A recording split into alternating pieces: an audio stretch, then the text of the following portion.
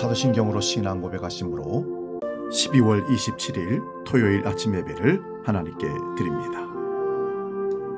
나는 전능하신 아버지 하나님, 천지의 창조주를 믿습니다. 나는 그의 유일하신 아들, 우리 주 예수 그리스도를 믿습니다.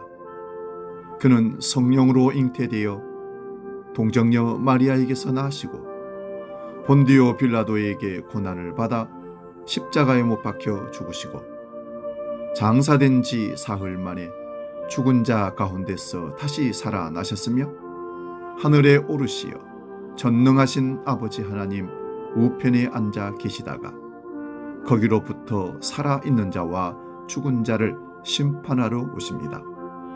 나는 성령을 믿으며 거룩한 공교회와 성도의 교제와 죄를 용서받는 것과 몸의 부활과 영생을 믿습니다. 아멘.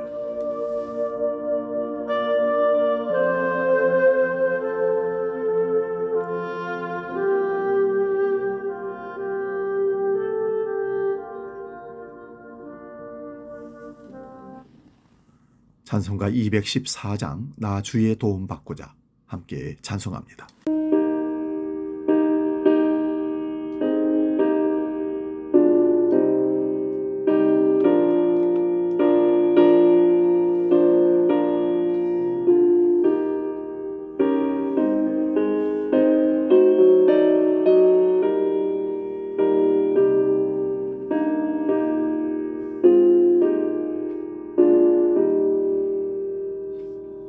나 주의 도움 받고자 주 예수님께 빕니다.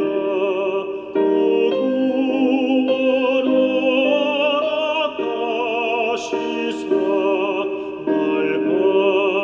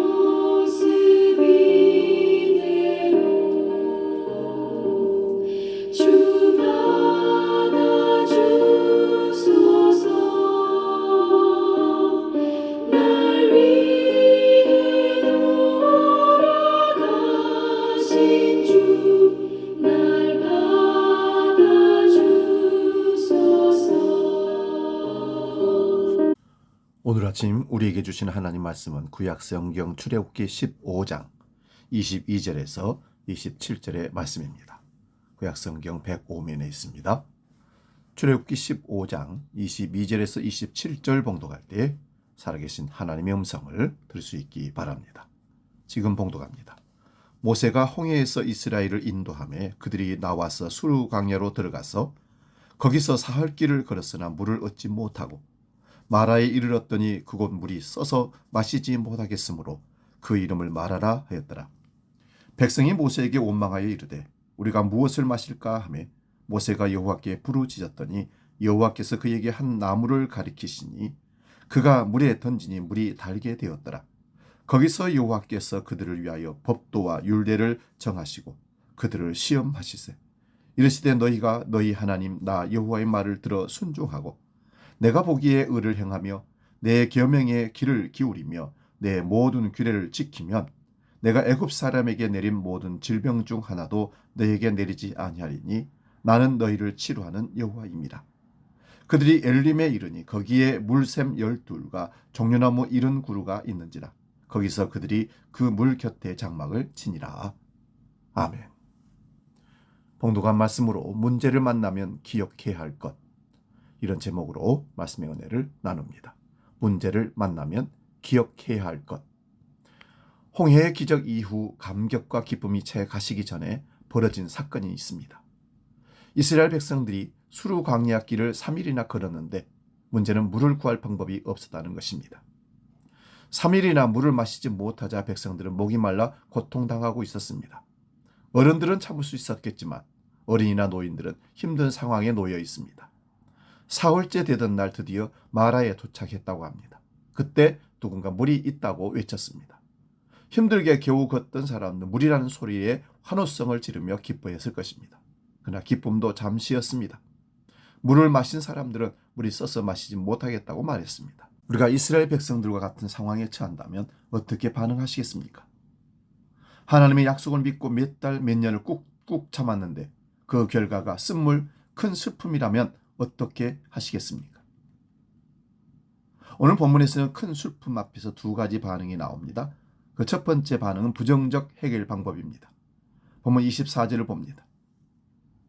백성이 모세에게 원망하여 이르되 우리가 무엇을 마실까 하며 원망했습니다. 3일 전만 해도 홍해의 기적 앞에서 하나님을 찬양했던 사람들입니다. 그런데 3일 후에 그 입으로 모세를 향해 하나님을 향해 원망하며 항의 불평합니다. 우리는 삶 가운데 다양한 쓴물과 큰 슬픔을 만납니다. 사업이 안 되는 마라, 취업의 마라, 자녀 문제의 마라, 건강에 대한 마라 등 다양한 마라를 만나게 됩니다. 인생의 마라가 다가올 때 우리는 어떻게 해야 합니까? 오늘 본문의 이스라엘 백성들처럼 부정적인 방법을 선택하기도 합니다. 인생의 마라 앞에서 원망은 쉽게 선택할 방법이지만 진정한 해결책은 결코 아닙니다. 그렇다면 우리는 인생의 쓴물 앞에서 어떻게 해야 할까요? 같은 문제 앞에서 다른 모습을 보여주는 모세를 통해 두 번째 해결 방법을 찾아봅니다. 본문 25절입니다. 모세가 여호와께 부르짖었더니 여호와께서 그에게 한 나무를 가리키시리니 그가 물에 던지니 물이 달게 되었더라. 거기서 여호와께서 그들을 위하여 법도와 율례를 정하시고 그들을 시험하시세. 모세가 부르짖었다는 것입니다. 모세는 똑같은 상황에서 기도했습니다. 긍정적인 해결 방법을 선택한 것입니다. 인생의 쓴물을 만난 그때 하나님을 더욱 의지하고 하나님 앞에 엎드리는 신호로 받아들였습니다. 모세는 자기 생각으로 판단하는 것을 멈추고 기도했다는 말씀입니다. 모세가 기도했을 때 하나님은 모세에게 한 나무를 보게 하셨습니다. 나무를 물에 던지자 신기하게 물은 달게 변했습니다. 여기서 자세히 살펴봐야 할 것은 성경에는 나무의 이름이 언급되지 않았다는 것입니다. 그냥 한 나무 가지입니다. 어떤 나무 가지인지 밝히지 않습니다. 왜 그렇습니까? 쓴물을 달게 바꾼 능력이 나무에게 있는 것이 아니라 하나님께 있기 때문입니다.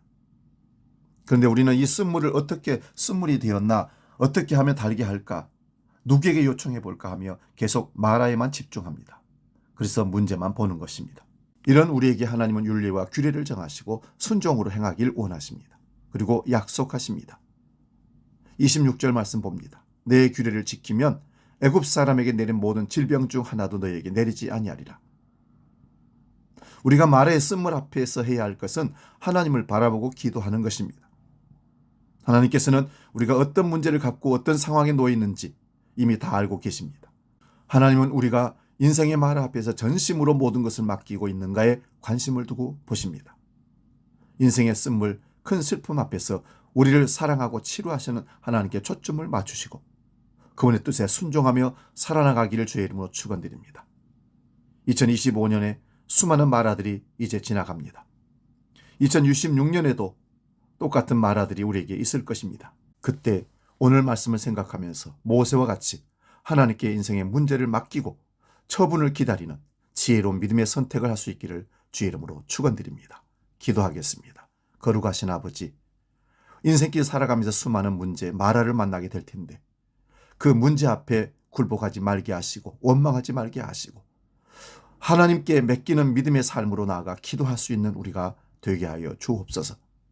기도함으로 하나님이 주시는 놀라운 능력을 체험케 하시고 그 놀라운 능력을 통해서 하나님의 윤리와 규례를 배워 순종의 길로 계속 향하는 믿음의 삶을 살도록 우리를 이끌어 주옵소서.